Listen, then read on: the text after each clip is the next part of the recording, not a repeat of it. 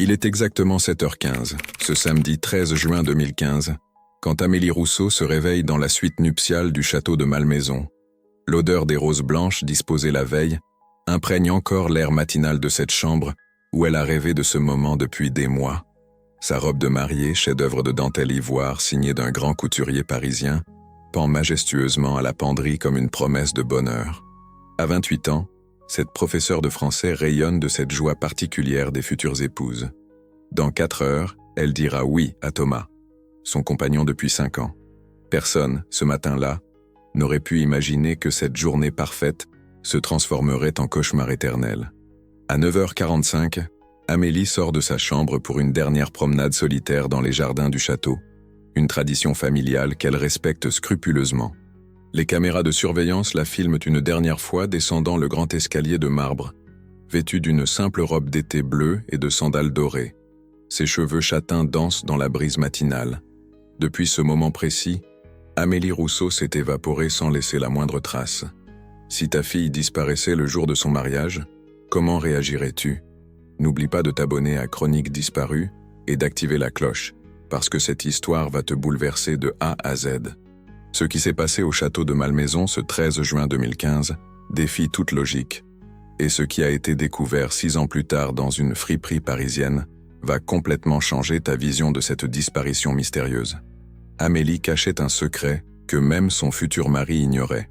La cérémonie était prévue pour 14 heures dans la chapelle du château, suivie d'une réception pour 150 invités dans les salons d'époque. Thomas Durand, 32 ans, architecte parisien, avait organisé ce mariage de rêve pendant des mois. Faire-part gravé à la main, menu gastronomique, orchestre de chambre, aucun détail n'avait été négligé pour cette union qu'il voulait parfaite. Amélie mérite le plus beau jour de sa vie, répétait-il à ses proches. Cette générosité amoureuse rendra sa disparition d'autant plus incompréhensible. Les parents d'Amélie, Michel et Sylvie Rousseau, étaient arrivés la veille depuis leur Normandie natale. Ces agriculteurs de 58 ans découvraient avec émerveillement le luxe du château, fiers de voir leur fille unique accéder à un monde qu'ils n'avaient jamais côtoyé. « Notre petite princesse va enfin être heureuse », confiait Sylvie à sa sœur au téléphone. L'ironie cruelle de ces mots résonnera longtemps dans la mémoire familiale. Le bonheur annoncé se mura en tragédie inexpliquée. Amélie avait rencontré Thomas en septembre 2010 lors d'un vernissage artistique dans le Marais. Elle enseignait alors au lycée Voltaire, lui terminait ses études d'architecture aux Beaux-Arts. Leur histoire d'amour semblait parfaite. Voyage romantique, projet d'avenir partagé, complicité évidente. Thomas avait demandé sa main 1 an plus tôt sur la plage de Deauville, genou à terre avec une bague en solitaire qui avait fait pleurer Amélie de joie. Rien ne laissait présager le drame qui se préparait. Le matin fatidique, Amélie avait pris son petit déjeuner avec ses demoiselles d'honneur vers 8h30.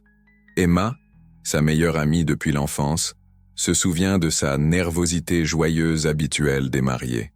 Elle plaisantait, elle riait, elle était exactement comme d'habitude, témoignera-t-elle plus tard aux enquêteurs. Aucun signe d'angoisse, aucune hésitation, aucun comportement suspect. Cette normalité apparente contredit toutes les théories de fuite volontaire qui circuleront par la suite. À 9h30, Amélie annonce à ses amis qu'elle va prendre l'air 5 minutes dans le parc avant de commencer les préparatifs beauté.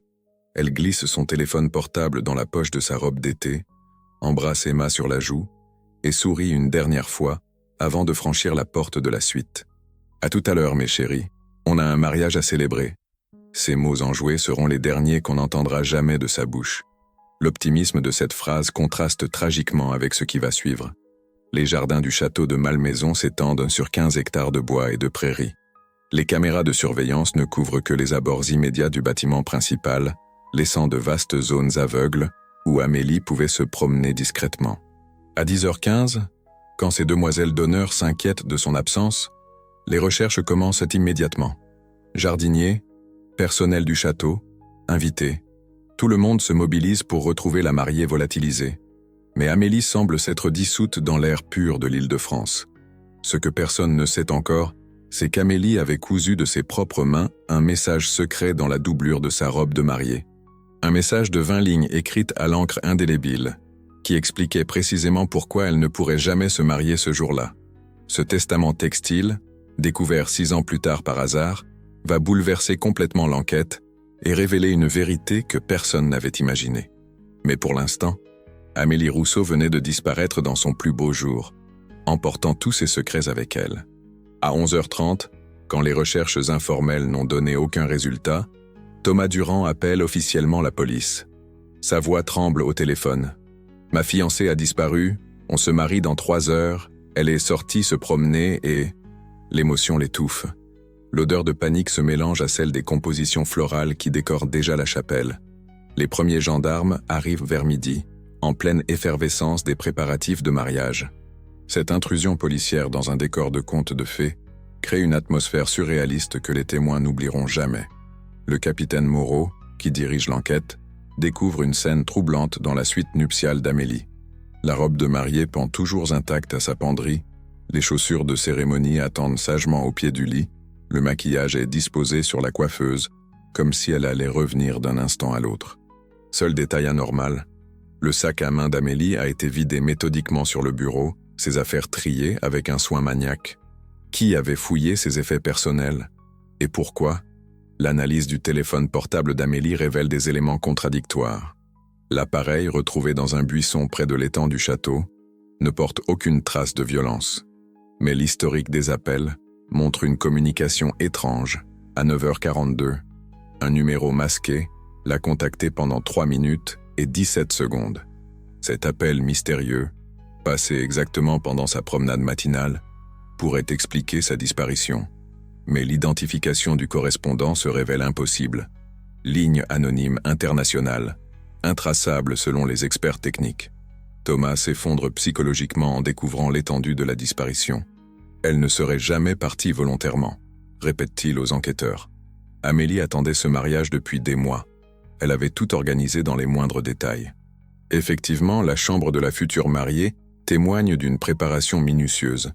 Planning de la journée affiché au mur, répartition des tâches pour les demoiselles d'honneur, même ses sous-vêtements de dentelle assortis à la robe.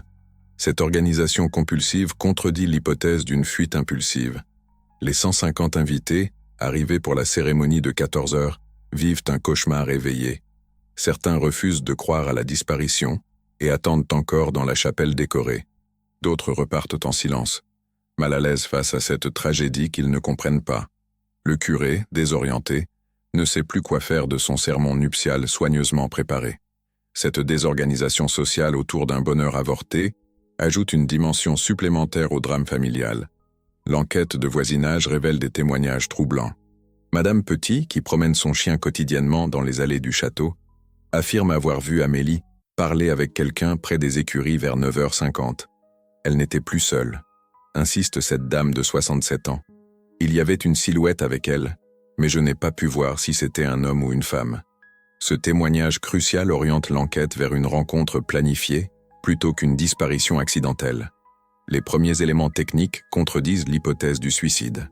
Aucun message d'adieu n'a été trouvé, aucun signe de détresse psychologique dans les semaines précédentes. Au contraire, Amélie semblait rayonner de bonheur selon tous ses proches. Ses collègues du lycée Voltaire décrivent une femme épanouie, amoureuse, impatiente de commencer sa nouvelle vie.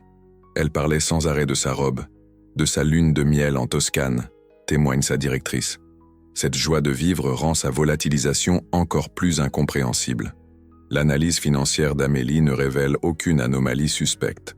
Ses comptes bancaires restent inactifs depuis sa disparition, ses cartes de crédit n'ont plus été utilisées. Cette inactivité économique suggère soit un enlèvement, soit un décès, soit une fuite parfaitement organisée avec des moyens financiers alternatifs. Mais d'où Amélie aurait-elle tiré l'argent liquide nécessaire pour disparaître définitivement? Son salaire de professeur ne permettait pas de constituer une réserve secrète importante. La fouille minutieuse des jardins du château mobilise 50 gendarmes pendant une semaine. Chiens policiers, détecteurs de métaux, sondes géologiques, chaque mètre carré est passé au crible. L'étang du parc est vidé partiellement, révélant des décennies de détritus mais aucune trace d'Amélie. Les bois environnants sont ratissés arbre par arbre. Cette absence totale d'indices matériels renforce le mystère. Comment disparaître sans laisser la moindre trace dans un espace aussi surveillé? Mais ce que les enquêteurs ignorent à ce moment-là, c'est qu'Amélie avait préparé sa disparition depuis plusieurs mois. Dans son appartement parisien qu'elle partageait avec Thomas, Elle avait dissimulé des documents secrets dans une cache aménagée derrière la bibliothèque. Ces papiers, découverts bien plus tard, révéleront l'existence d'une double vie insoupçonnée et d'un secret de famille si lourd qu'il rendait ce mariage impossible. Pour l'instant, Amélie Rousseau restait une énigme humaine évaporée le plus beau jour de sa vie. Les premières fissures dans le portrait parfait d'Amélie apparaissent 3 mois après sa disparition. En septembre 2015, une ancienne collègue du lycée Voltaire contacte la police avec des révélations troublantes. Amélie recevait des appels bizarres depuis janvier, confie cette enseignante qui préfère garder l'anonymat. Elle sortait toujours de la salle des professeurs pour répondre et revenait le visage défait. Quand on lui demandait, elle prétendait que c'était sa mère. L'odeur de craie et de papier des couloirs scolaires évoque encore ces conversations mystérieuses qui troublaient tant la future mariée. L'expertise informatique de l'ordinateur personnel d'Amélie révèle un historique de navigation soigneusement effacé.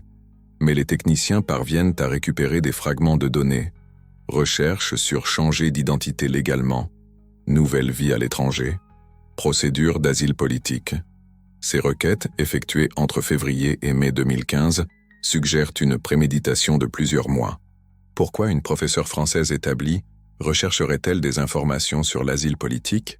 Cette incongruité oriente l'enquête vers des zones plus sombres de la personnalité d'Amélie. Thomas découvre progressivement des aspects inconnus de sa fiancée. En vidant leur appartement commun, il trouve des lettres en langue étrangère dissimulées dans des livres de littérature française. L'expertise linguistique identifie du bosniaque, langue qu'Amélie n'était pas censée connaître selon son entourage. Ces correspondances, datées de 2014 et 2015, évoquent des retrouvailles impossibles et des secrets de famille, dans un style émotionnel très chargé. Qui étaient ces correspondants mystérieux? Et pourquoi Amélie cachait-elle cette partie de sa vie? L'enquête généalogique sur la famille Rousseau révèle des incohérences troublantes. Les registres d'état civil normands ne mentionnent aucune naissance d'Amélie Rousseau en 1987 dans la région. Plus étrange encore, ses parents, Michel et Sylvie, n'ont jamais eu d'enfant officiellement déclaré selon les services administratifs. Cette découverte ébranle les fondements même de l'identité d'Amélie. Qui était-elle réellement? Et pourquoi vivait-elle sous une fausse identité depuis tant d'années? Michel et Sylvie Rousseau, interrogés de nouveau, s'effondrent finalement sous la pression de l'enquête. Nous l'avons adoptée informellement en 1999. Avoue Michel en pleurant. Elle avait 12 ans, elle arrivait de Bosnie avec sa grand-mère. Guerre, massacre, orpheline. On n'a pas pu la laisser dans les camps de réfugiés. Cette révélation tardive explique les recherches d'Amélie sur l'asile politique. Elle n'avait jamais régularisé sa situation administrative française. Techniquement, elle était toujours en situation irrégulière après 16 ans de vie française. L'histoire réelle d'Amélie se reconstitue pièce par pièce.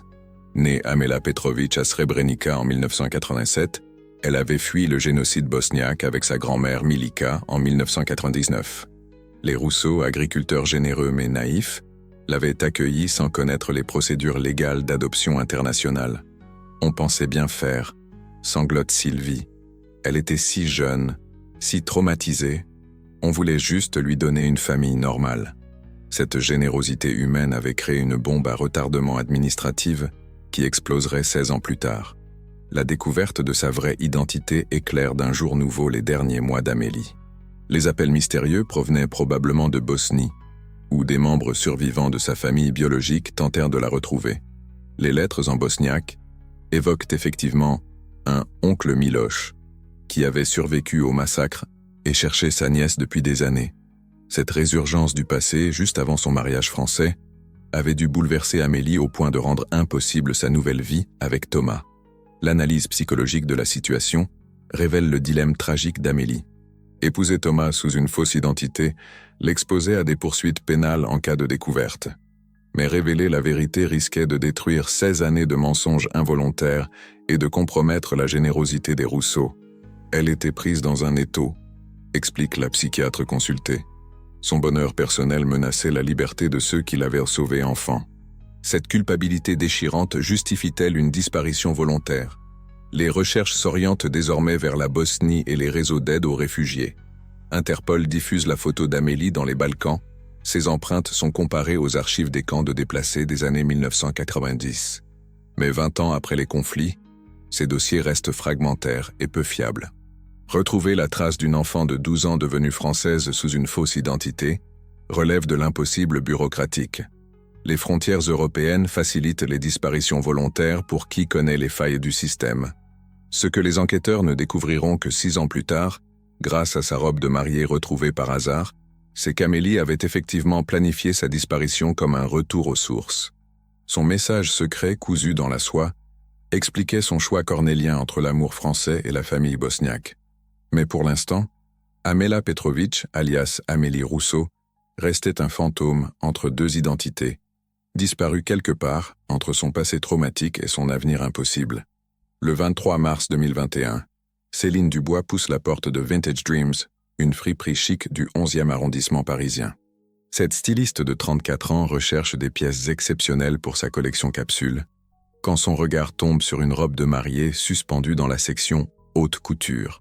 L'odeur de naphtaline et de tissus anciens flotte dans cette boutique où le passé vestimentaire trouve une seconde vie. La robe, d'une beauté saisissante, porte la signature discrète d'un grand couturier parisien. Mais c'est le prix dérisoire de 200 € qui intrigue Céline. Une création pareille vaut normalement plus de 5 000 €. Madame Chen, la propriétaire de la friperie, explique l'origine de cette pièce exceptionnelle. Une dame âgée me l'a apportée il y a 2 mois, raconte-t-elle avec son accent sino-français caractéristique. Elle m'a dit que sa nièce était morte avant de la porter, que ça lui faisait trop mal de la garder. Cette version larmoyante avait ému la commerçante, qui avait accepté cette consignation sans poser trop de questions. L'émotion authentique de la vendeuse avait masqué l'absence de documents officiels sur la provenance de cette robe de rêve. Céline examine minutieusement la robe avant de l'acheter. La qualité de la dentelle, la finesse des broderies, la perfection des coutures, tout témoigne d'un travail de maître artisan. Mais en retournant le vêtement, elle découvre une anomalie troublante. La doublure de soie présente une couture amateur sur le côté gauche, réalisée à la main avec un point différent du reste. Cette réparation grossière détonne dans l'excellence générale de la confection. Intriguée par cette imperfection, Céline décide de l'examiner de plus près une fois chez elle. Dans son atelier parisien, sous la lumière crue des projecteurs de couture, Céline défait délicatement la couture suspecte. L'odeur de fil ancien et de colle textile monte de la doublure quand elle écarte les pans de tissu. À l'intérieur, soigneusement plié en accordéon, elle découvre un morceau de papier jauni par le temps. L'écriture féminine, tracée à l'encre noire, couvre une page entière de confessions intimes. Si quelqu'un trouve ce message, c'est que je ne suis plus de ce monde. Commence ce testament textile inattendu. Le message, signé Amélie Amela, bouleverse Céline qui reconnaît immédiatement l'affaire de la mariée disparue. Je ne peux pas épouser Thomas en mentant sur mon identité. Je ne peux pas non plus avouer la vérité sans détruire les Rousseau qui m'ont sauvé. Ma vraie famille me recherche depuis des mois, mon oncle Miloš a survécu à Srebrenica et veut me voir avant de mourir. Je dois choisir entre mon bonheur français et mon devoir bosniaque. Cette confession déchirante éclaire enfin les motivations de la disparition d'Amélie. Céline contacte immédiatement la gendarmerie de Rueil-Malmaison qui avait géré l'enquête initiale. Le capitaine Moreau, désormais proche de la retraite, n'en croit pas ses oreilles. Cette robe était introuvable depuis 6 ans, souffle-t-il au téléphone. Comment a-t-elle atterri dans une friperie parisienne? Cette découverte fortuite relance complètement une enquête qui stagnait depuis 2016. Les experts en écriture confirment rapidement l'authenticité du message. Il s'agit bien de l'écriture d'Amélie Rousseau, comparée aux échantillons conservés dans le dossier. La suite du message révèle des détails encore plus troublants. J'ai organisé ma disparition pour retourner en Bosnie retrouver mes racines. Milica, ma grand-mère, m'attend à Sarajevo. Nous irons ensemble sur la tombe de mes parents à Srebrenica. Thomas, pardonne-moi de t'abandonner le jour de notre mariage, mais je ne peux pas construire notre amour sur un mensonge. Papa Michel, maman Sylvie, merci pour ces 16 années de bonheur français. Vous resterez à jamais mes vrais parents. Cette lettre d'adieu posthume apporte enfin des réponses aux familles éplorées. L'enquête se concentre désormais sur l'identité de la dame âgée qui a vendu la robe à Madame Chen. La description fournie, femme de 70 ans, accent de l'Est, payé en liquide, correspond aux caractéristiques de Milica Petrović, la grand-mère d'Amélie selon les recoupements effectués. Cette vente de la robe suggère qu'Amélie a effectivement rejoint sa famille bosniaque et qu'elle a souhaité faire disparaître les dernières traces de sa vie française. Mais pourquoi garder ce message secret si elle vit librement en Bosnie? Les autorités bosniennes sont contactées via Interpol pour localiser Milica et Amela Petrović. Mais les recherches se heurtent à la complexité administrative post-conflit des Balkans. Les registres d'état civil restent lacunaires, les adresses changent fréquemment, les noms sont parfois modifiés selon les appartenances ethniques. Retrouver 2 femmes dans ce labyrinthe bureaucratique nécessite des mois d'investigation. De plus, si Amélie vit sous sa vraie identité bosniaque, elle n'a techniquement commis aucun crime qui justifierait son extradition. Ce que révèle aussi le message, c'est qu'Amélie avait anticipé sa disparition depuis plusieurs mois. J'ai constitué une réserve d'argent liquide en vendant discrètement mes bijoux et mes livres anciens. J'ai contacté un passeur spécialisé dans l'aide aux réfugiés inversés qui veulent rentrer chez eux. Le 13 juin, à 10 h, il m'attendra près de l'étang du château. Cette organisation minutieuse explique l'absence totale de traces bancaires et la perfection logistique de sa volatilisation. Amélie n'avait laissé aucun détail au hasard. En septembre 2021, 6 mois après la découverte de la robe, l'enquête internationale aboutit enfin. Amela Petrović est localisée dans un village près de Tuzla, en Bosnie-Herzégovine, où elle vit sous son vrai nom avec sa grand-mère Milica.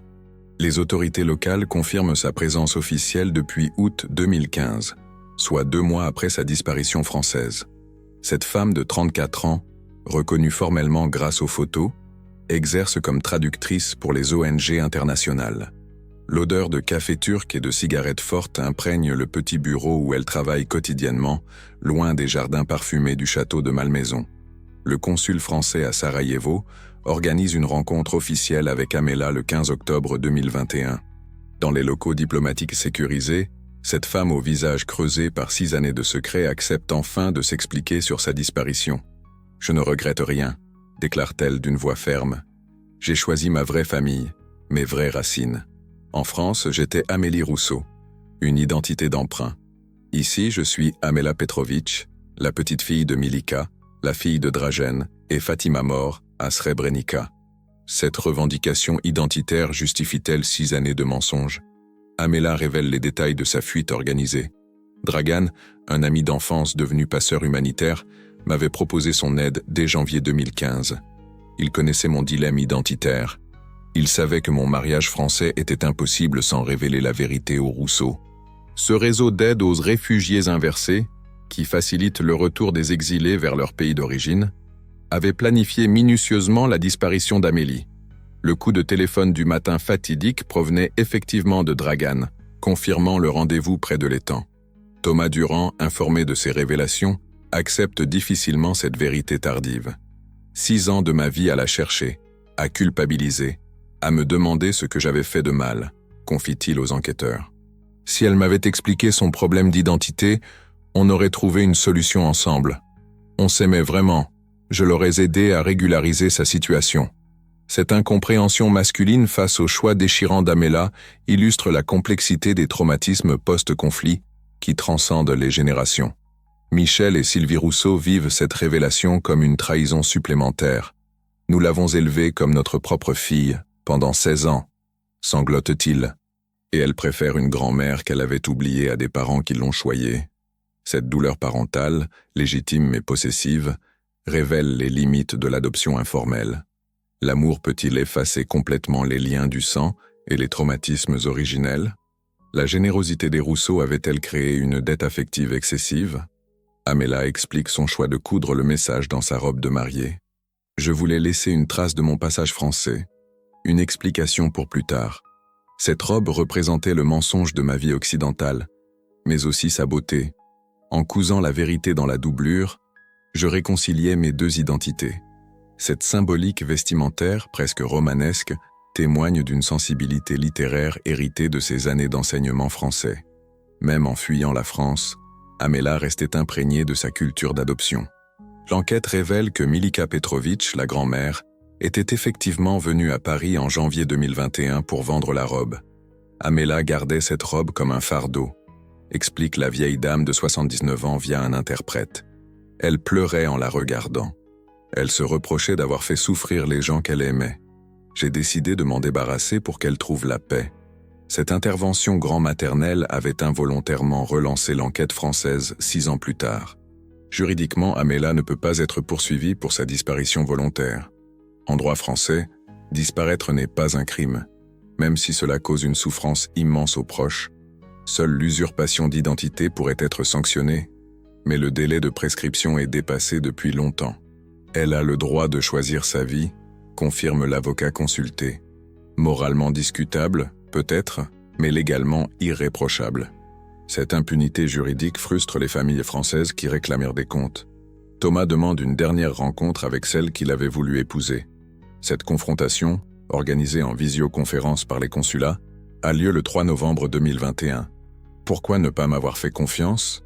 lui demande-t-il, les yeux rougis par l'émotion. « Parce que tu représentais tout ce que je fuyais », répond Amela avec une sincérité brutale. « Mon bonheur français était construit sur l'oubli de mes morts. En t'épousant, je les trahissais définitivement. » Cette logique des traumatismes collectifs dépasse l'entendement de l'architecte parisien. La découverte de la vérité divise l'opinion publique française. Certains admirent le courage d'Amela qui a choisi l'authenticité contre la facilité, d'autres dénoncent son égoïsme face à la souffrance causée. Lâcher 150 invités le jour J, c'est indéfendable, commentent les réseaux sociaux. Elle aurait dû assumer sa situation et régulariser son statut légalement. Ces jugements moraux révèlent l'incompréhension française face aux complexités post-génocidaires des Balkans. Aujourd'hui, Amela Petrović vit toujours en Bosnie-Herzégovine, où elle dirige une association d'aide aux orphelins de guerre. Sa grand-mère Milika est décédée en décembre 2022, emportant dans sa tombe les derniers souvenirs de Srebrenica. Cette perte a libéré Amela d'un devoir familial écrasant, mais l'a aussi privée du dernier lien avec son enfance traumatisée. Désormais seule dépositaire de la mémoire familiale, elle photographie obsessionnellement les sites du génocide pour les générations futures. Son appareil remplace la robe de mariée comme symbole de sa vraie identité. Thomas Durand s'est remarié en 2019 avec une collègue architecte. Leur mariage civil, volontairement sobre, s'est déroulé en petit comité à la mairie du 14e arrondissement. Plus jamais de château, plus jamais de robe blanche, avait-il confié à ses proches. Cette union pragmatique lui a donné 2 enfants, mais les cicatrices de 2015 restent visibles. Il évite systématiquement les films sur les mariages et détourne le regard quand il croise des cortèges nuptiaux dans la rue. Michel et Sylvie Rousseau n'ont jamais revu leur fille adoptive après la révélation de 2021. Leurs tentatives de contact via le consulat français se heurtent au silence obstiné d'Amela. Elle nous a rayés de sa mémoire, se lamente-t-il. 16 ans d'amour parental effacés d'un trait. Cette ingratitude apparente masque peut-être une culpabilité trop lourde à porter pour Amela. Certaines réconciliations sont-elles impossibles après tant de mensonges involontaires? Le château de Malmaison a discrètement retiré la suite nuptiale de ses prestations de mariage. Les gérants évitent de mentionner l'affaire Amélie, qui avait terni la réputation romantique du lieu. Seul un petit panneau discret, près de l'étang où elle avait rencontré son passeur, rappelle cette disparition mystérieuse. En souvenir d'Amélie Rousseau, qui a choisi sa vérité. Cette inscription ambiguë divise encore les visiteurs entre admiration et réprobation. La friperie Vintage Dreams a fermé ses portes en 2023, victime de la crise économique post-Covid. Madame Chen a gardé une photo de la robe d'Amélie dans ses souvenirs personnels. « C'était la plus belle pièce que j'ai jamais vendue », confie-t-elle, mais aussi la plus triste. Cette nostalgie commerciale témoigne de l'impact émotionnel de cette affaire sur tous ceux qui l'ont approchée de près ou de loin. L'association Disparition Volontaire a créé un protocole spécial Amélie pour aider les familles confrontées à ce type de fuite identitaire. Certains secrets sont si lourds qu'ils rendent la vie normale impossible, explique la présidente. Il faut parfois accepter que l'amour ne suffise pas à guérir certains traumatismes. Cette philosophie dérangeante remet en question nos certitudes sur les liens familiaux et l'intégration des réfugiés. Parfois, des touristes français visitent le village bosniaque où vit Amela, espérant l'apercevoir. Ces pèlerins de la mariée disparue agacent la population locale qui ne comprend pas cette fascination morbide pour leurs compatriotes.